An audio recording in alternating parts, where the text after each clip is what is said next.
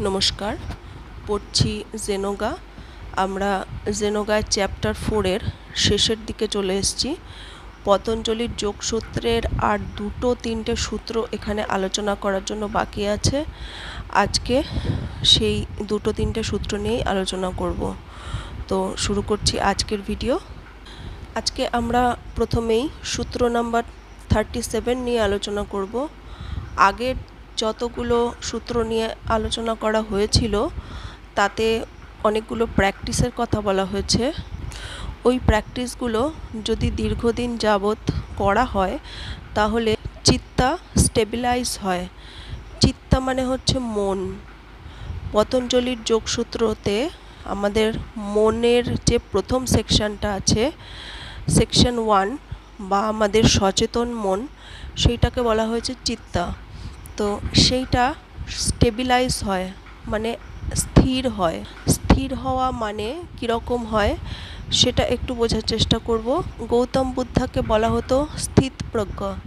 স্থিতপ্রজ্ঞ মানে হচ্ছে সুখে এবং দুঃখে দুটোতেই অচঞ্চল, অর্থাৎ যার মন সুখেও বিচলিত হয় না, তার মন দুঃখেও বিচলিত হয় না, এই রকম মনকে বলা হয় স্থিতপ্রজ্ঞ।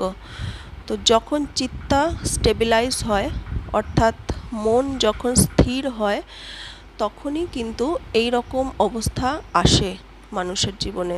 মহর্ষি পতঞ্জলি তার সূত্র নাম্বার 37-এ বলেছেন যে মন যখন স্থির হয় তখন সে মায়া থেকে মুক্ত হয়ে যায় এবং তার লোয়ার নেচার মানে ছোট বা নিচু মানসিকতা ধীরে ধীরে শুদ্ধ হয়ে যায়।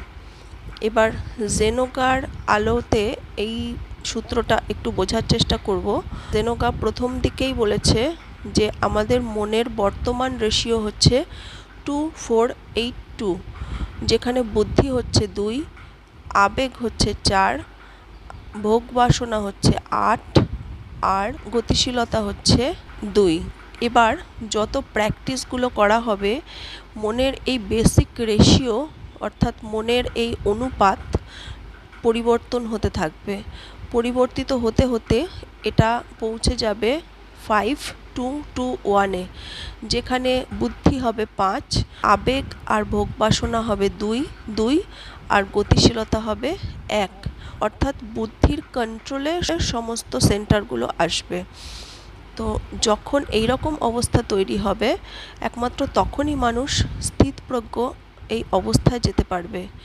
মন তখনই গিয়ে স্টেবিলাইজ হবে এবং এই সময় আমাদের চারপাশে একটা ডিসইনফেকশন চেম্বার তৈরি হবে। যে মানুষের মন অচঞ্চল বা স্থির, তার চারপাশে এমন একটা শিল্ড তৈরি হয় যেটাকে ভেদ করে যে কোনো ইম্পালস সেই মানুষের ভেতরে প্রবেশ করতে পারে না।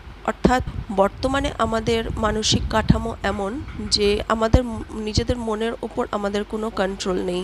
আমরা যে কোনো মানুষের সাথে যখন মিশি তখন তার মানসিক অবস্থা কীরকম থাকে সেই অনুযায়ী আমরা প্রভাবিত হই। কিন্তু যখন মনের রেশিও 5-2-1 হয়ে যাবে তখন কিন্তু আমাদের চারপাশে সেই শিল্ড তৈরি হবে যে আমরা কারোর দ্বারা প্রভাবিত হব না। এটাকে এমনভাবে বোঝা যায় যে এখন তো ইলেকট্রিসিটি আছে, কিন্তু আগে যখন ইলেকট্রিসিটি ছিল না তখন হেরিকেন ব্যবহার করা হতো। অনেকেই হয়তো এটা মনে করতে পারবেন, মানে আমাদের ছোটোবেলায় আমরা দেখেছি তখন রাতের বেলায় হেরিকেন জ্বালানো হতো। হেরিকেন মানে হচ্ছে তার ভেতরে আলো জ্বলে এবং চারপাশে কাঁচ দিয়ে ঘেরা থাকে। যেহেতু কাঁচ দিয়ে ঘেরা থাকে সেই জন্য বাইরে যতই হাওয়া বাতাস থাকুক না কেন ভেতরের আলোটি কিন্তু জ্বলতে থাকে, সে বাইরের হাওয়া বাতাসের মাধ্যমে প্রভাবিত হয় না। ঠিক এই রকমই আমাদের চারপাশে একটি আবরণ তৈরি হবে জেনোগায়, যার নাম হচ্ছে ডিসইনফেকশন চেম্বার। সেইটাকে ভেদ করে আমাদের ভেতরে যে কোনো ইম্পালস যখন তখন খুশি প্রবেশ করে আমাদের ডিস্টার্ব করতে পারবে না। ঠিক এইরকম একটা স্টেট তৈরি হবে। এরপর আসছি পরবর্তী সূত্রে। মহর্ষি পতঞ্জলি তার সূত্র নাম্বার 48-এ বলেছেন যখন একটা মানুষের চিত্তা স্থির হয়ে যাবে তখন তার মধ্যে যে পারসেপশন মানে উপলব্ধি তৈরি হবে সেটা হবে একদম সঠিক। জেনোগা যেটা বলছে যে সেকশন 1 যখন স্টেবিলাইজ হয়ে যাবে মানে স্থির হবে তখন তার মধ্যে ধীরে ধীরে সেকশন 2, সেকশন 3, সেকশন 4 এগুলো খুলতে থাকবে এবং এগুলো যত ওপেন হবে তত তার পারসেপশন মানে উপলব্ধি, তার জানা এই জগৎ সম্পর্কে, বস্তু সম্পর্কে, ব্যক্তি সম্পর্কে সেগুলো সমস্ত হবে একদম সঠিক। সূত্র নাম্বার 49-এ মহর্ষি পতঞ্জলি বলছেন যে মানুষের মধ্যে এরকম উপলব্ধি বা এরকম বোধ তৈরি হচ্ছে সেটা হচ্ছে একদম ইউনিক, মানে তার কোনো জোড়া নেই, সেটা একদম অদ্বিতীয় এবং সেই মানুষ তার উপলব্ধির মাধ্যমে এমন এমন তথ্য প্রকাশ করবে যা কোনো উচ্চশিক্ষিত বা উচ্চ পদে অধিষ্ঠিত মানুষও সেটা করতে পারবে না। এখানে যেটা বলা হয়েছে জেনোগার কথায় উচ্চ পদে অধিষ্ঠিত বা উচ্চশিক্ষিত যেসব মানুষ যাদের মধ্যে শুধু সেকশন 1টাই কাজ করে, সেকশন 2, 3, 4 ডেভেলপ নেই, সেই সব মানুষ যখন কোনো ব্যক্তি, বস্তু বা ব্রহ্মাণ্ডের কোনো সূত্র কিছু সম্পর্কে জানতে চান তখন সেটা সম্পর্কে তারা পড়াশুনো করেন, কিছু সাক্ষ্য প্রমাণ বা কিছু তথ্য প্রমাণ জোগাড় করেন, তারপরে সেখান থেকে সঠিক ভুল কিছু বিচার বিবেচনা করে একটা সিদ্ধান্তে তারা উপস্থিত হন। কিন্তু সেই সিদ্ধান্তটা হতে পারে সেই বস্তু সম্পর্কে সম্পূর্ণ সঠিক অথবা হতে পারে ভুল। কিন্তু একটি মানুষ যদি সম্পূর্ণরূপে অশিক্ষিতও হন তবুও তার মধ্যে যদি সেকশন 2, 3 এবং 4 এগুলো ডেভেলপ থাকে তাহলে সেই মানুষটি যে কোনো বস্তু বা ব্যক্তি দিকে তাকালেই তার অতীত, বর্তমান, ভবিষ্যৎ সব কিছু সম্পর্কে 1 মিনিটের মধ্যে জানতে পেরে যাবে।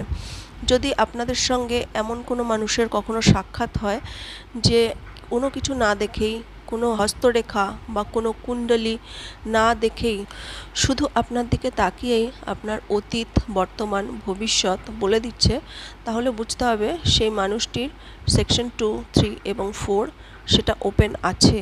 তো সেই মানুষটি অনেক পড়াশুনো জানা বা শিক্ষিত মানুষের থেকে অনেক বেশি অ্যাডভান্সড। মহর্ষি পতঞ্জলি অনেক অনেক বছর আগে তার যোগসূত্রে এই কথাটাই বলে গেছেন। তো সেকশন 1 যেটা তার লিমিটেশন আছে, তার সীমাবদ্ধতা আছে, তাকে দিয়ে আমরা সব রকম কাজ করাতে পারি না। মনের এই প্রথম সেকশনটা আমাদের মস্তিষ্কের গ্রে ম্যাটারের মধ্যেই আছে। মস্তিষ্কের এই অংশটাকে সংস্কৃতে বলা হয় কর্মমানস, যার অর্থ হচ্ছে মাইন্ড টিঞ্জড উইথ ফিলিং, অর্থাৎ যেই মন অনুভূতির রঙে আমাদের মনের সেকশন 1 বুদ্ধির সাথে ভোগ বাসনা অনুভূতি সব মিলেমিশে তৈরি করা হয়েছে। তো এর ওপরে উঠতে গেলে এই মনকে ধীরে ধীরে স্থির করে তবেই ওপরে ওঠা সম্ভব। আজকের জন্য এইটুকুই। নমস্কার।